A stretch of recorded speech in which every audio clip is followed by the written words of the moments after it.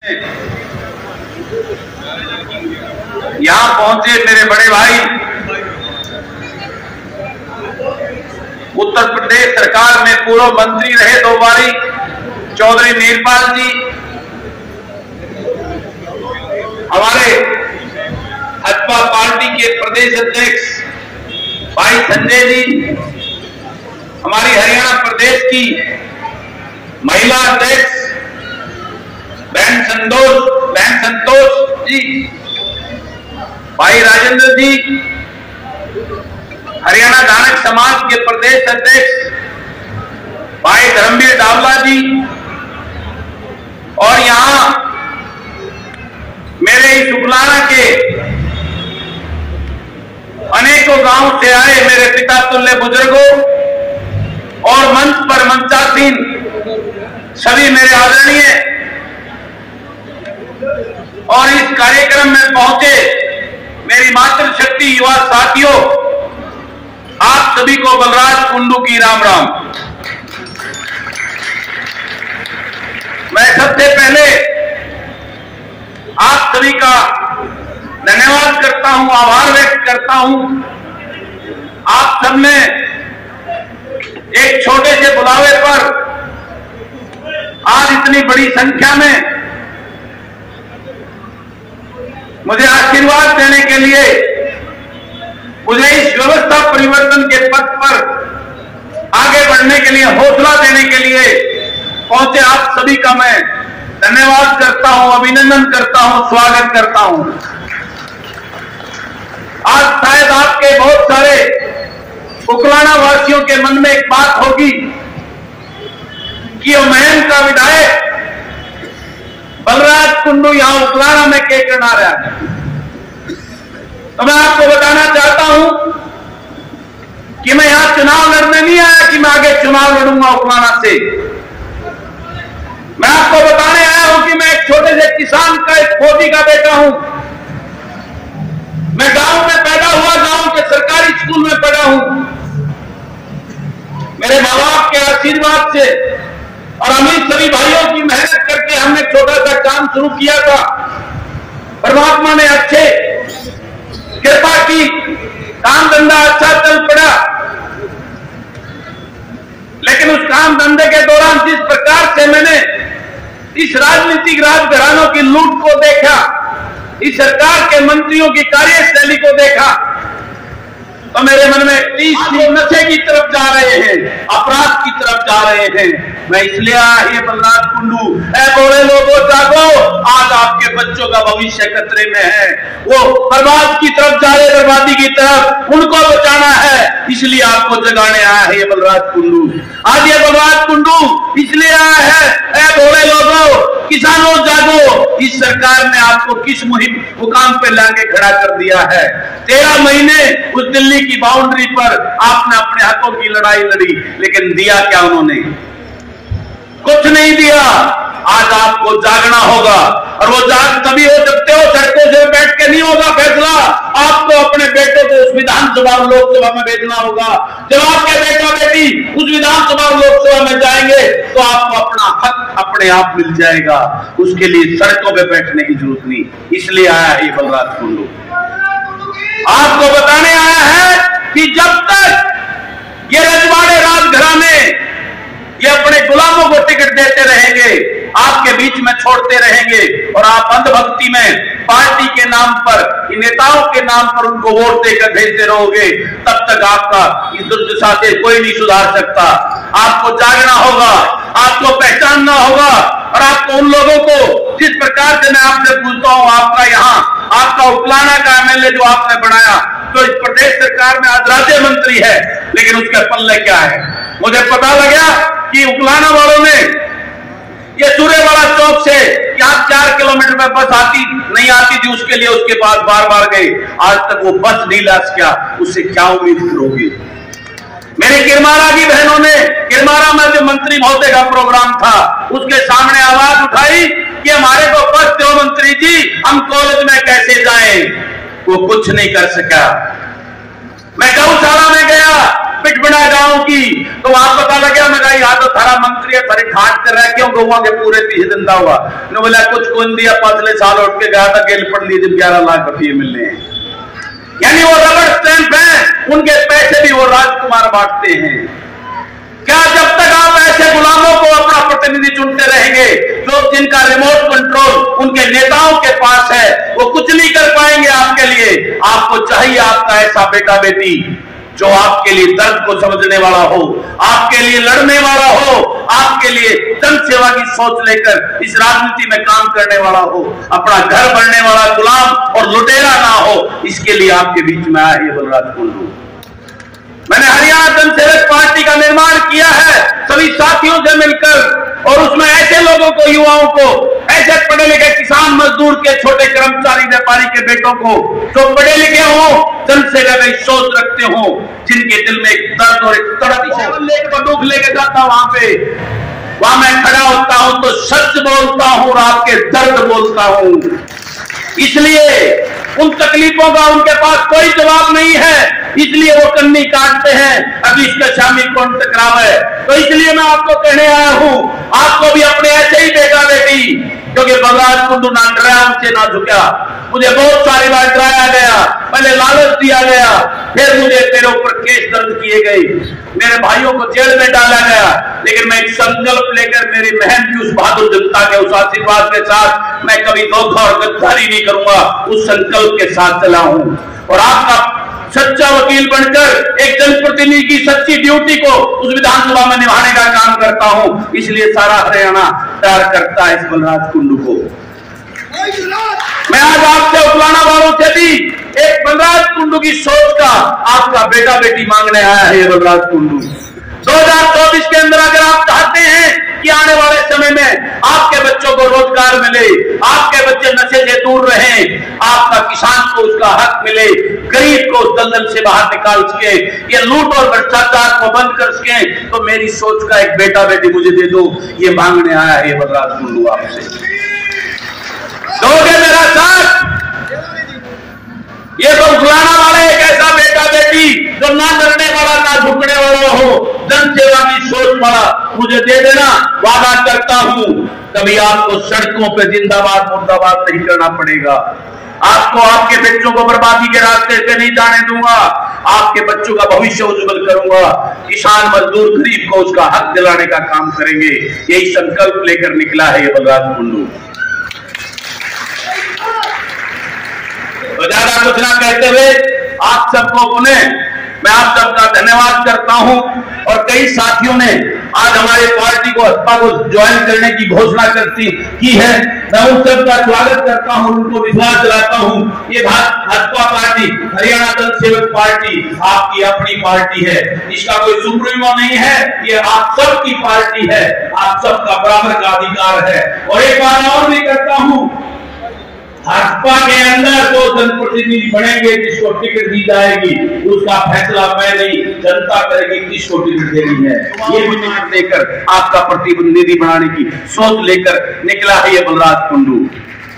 इस प्रदेश को इस राजघरानों की ये मठाधीश 4-4 पीढ़ी से बने आ रहे हैं। आज कितने कई हजार 50-60 हजार करोड़ की संपत्तियां इन्होंने इकट्ठी कर रखी हैं।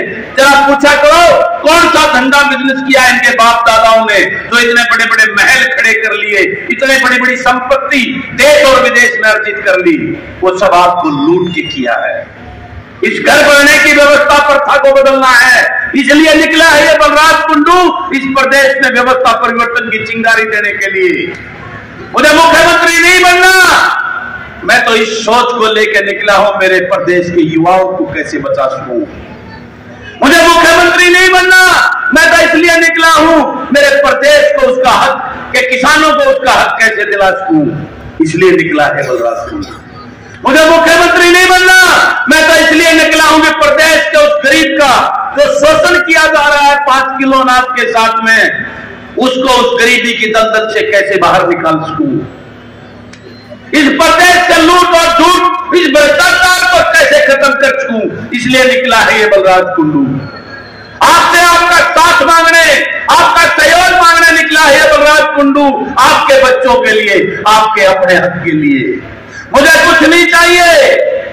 मुझे तो ये हरियाणा सरकार की भाजपा सरकार आज से 3 साल पहले मंत्री बनाने का ऑफर दिया था, मैंने ठुकरा दिया, क्योंकि उस मंत्रिमंडल का हिस्सा कैसे बनूं जिसमें किसान का गला काटने की नीतियां बनती हो, जिसमें मेरे बेरोजगार को बेरोजगार बनाने की नीतियां बनती हो। आज इस सरकार ने हरियाणा प्रदेश को बेरोजगारी में नंबर 1 कर दिया, भ्रष्टाचार में नंबर 1 कर दिया, नशे में नंबर 1 कर दिया। आज बेड़ा गर्क है मेरे इस प्रदेश का। उस चिंता को लेकर आपके बीच में आया ये बलराज कुंडू आपको जगाने के लिए कि जागो आप घोड़े लोगों, कब तक इनको रॉयल्टी देते रहोगे, कब तक इन गधे घोड़ों को बनाते रहोगे। आपको पहचानना होगा जिसको आप वोट डाल रहे हो, क्या वो वाकई में इसके काबिल है कि नहीं कि वो आपका प्रतिनिधि बनकर आपकी लड़ाई लड़े उस विधानसभा में, लोकसभा के अंदर। मैं तो नॉन पॉलिटिकल परिवार से हूं, मेरा दादा परदादा ना कोई पंचायत मेंबर का चुनाव भी लड़ा। आज पूरा हरियाणा प्रदेश बलराज कुंडू को जानता और पहचानता है, सम्मान करता है। क्यों? क्योंकि मैं जो विधानसभा में खड़ा होता हूं तो उनकी पिंडियां कांपती है उस मंत्री और उप मुख्यमंत्री। उस विधानसभा में ऐसी नीतियां बनती हैं कि इस प्रदेश को भ्रष्टाचार में डुबोकर लूटा कैसा जाए।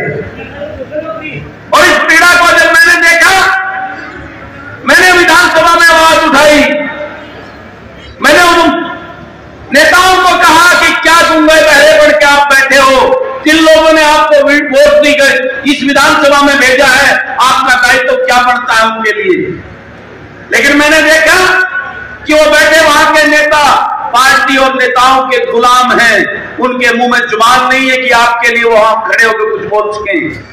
जब मैंने इस पीड़ा को देखा, मेरे पास हर एक वर्ग के लोग आते हैं, युवा साथी मुझे फोन करते हैं, बलराज भाई हमारा सीईटी का फैसला कराओ, हमारे एग्जाम कराओ, हमारे रिजल्ट करवाओ, आपसे ही उम्मीद है हमें।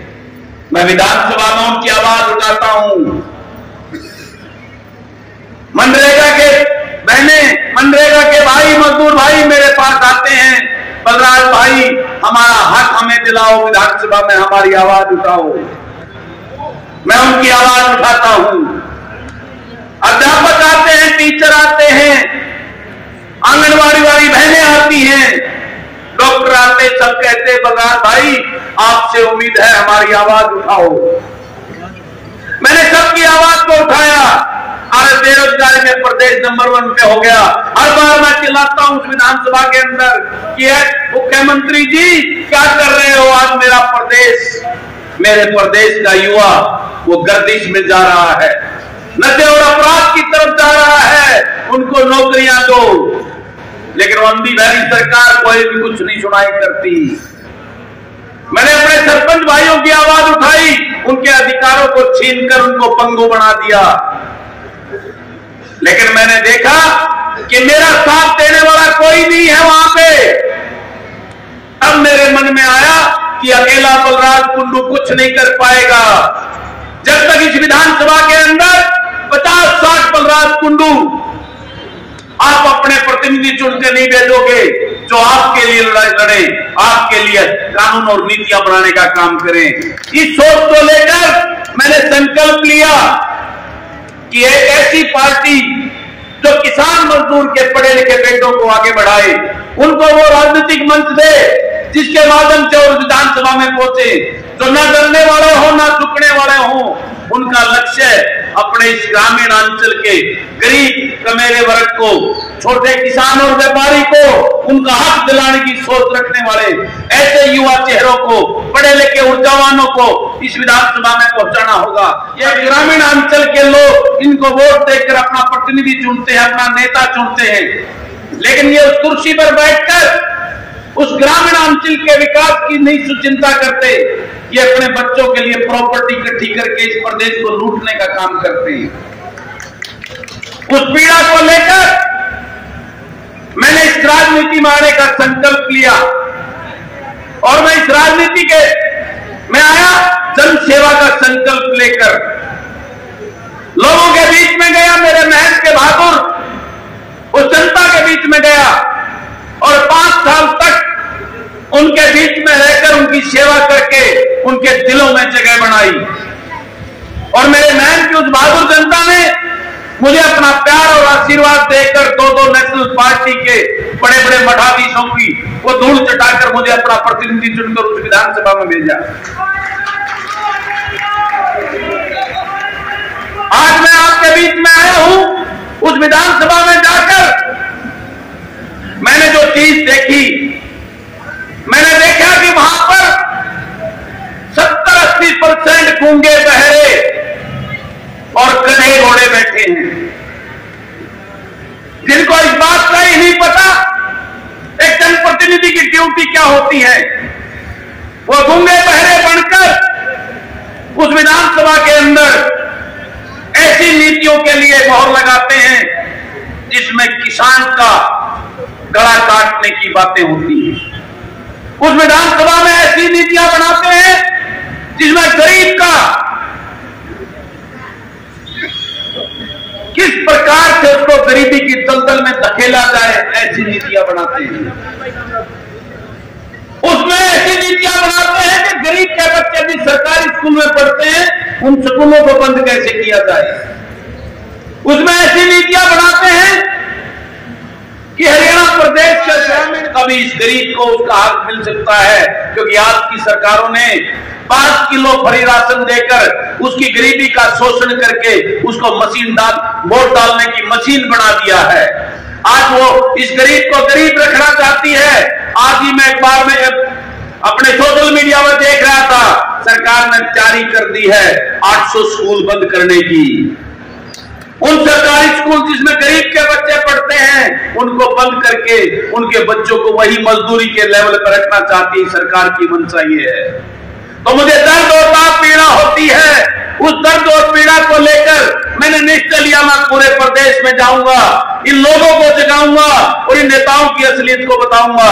मैं उपलाना वाले आपसे ये पूछता हूं, पिछले चुनाव में आपके बीच में बड़ी बड़ी बात करके वो चौधरी देवीलाल का बेटा पोता बनकर छोटा देवीलाल बनकर आपके बीच में आया था। बड़े बड़े वादे, बड़े बड़े सपने दिखाए, 5100 पेंशन के, युवाओं को रोजगार देने के, बड़ी बड़ी बातें की। इस भाजपा को जमुना पार भेजने के नाम पर आपकी वोट को लूट ले गया। लेकिन आप उसके बाद किया क्या? उसी भाजपा की गोदी में बैठकर आपके बच्चों का हक छीन रहा है, इस प्रदेश को लूटने का काम कर रहे हैं वो राजकुमार। मैं इसलिए आपके बीच में आया हूं। जागो है भोले लोगों, कब तक ये राजनीति देते रहोगे? देवीलाल के नाम की, छोटे राम के नाम की, बदल लाल के नाम की।